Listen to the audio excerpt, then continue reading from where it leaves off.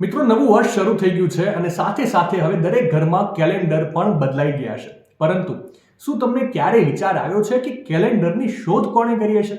મિત્રો, વાસ્તવમાં આનો ઇતિહાસ ખૂબ જ જૂનો છે. પ્રાચીન ઇજિપ્તવાસીઓ સૌપ્રથમ સૌર વર્ષની ગણતરી કરતા હતા અને તેઓએ નક્કી કર્યું કે એક વર્ષમાં 365 દિવસનો સમાવેશ થાય.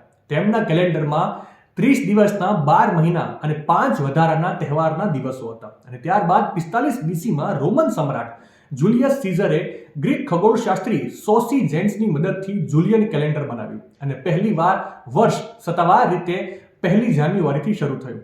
જોકે 16મી સદી સુધીમાં જુલિયન કેલેન્ડર ઋતુઓથી દૂર થઈ ગયું હતું, જેને સુધારવા માટે પોપ ગ્રેગરીએ 1582માં ગ્રેગોરિયન કેલેન્ડર રજૂ કર્યું, જેમાં સૌર વર્ષ સાથે તારીખોને ફરીથી ગોઠવવા માટે 10 દિવસ બાદ કરવામાં આવ્યા અને એક નવો લીપ વર્ષનો નિયમ ઉમેરવામાં આવ્યો. આ એ જ કેલેન્ડર છે જે આજે મોટા ભાગના દેશો દ્વારા ઉપયોગમાં લેવાય છે. માહિતી સારી લાગી હોય તો રીલને વધારે શેર કરજો અને આવી જ અવનવી માહિતી માટે સંદેશ ડિજિટલ સાથે જોડાયેલા રહેજો.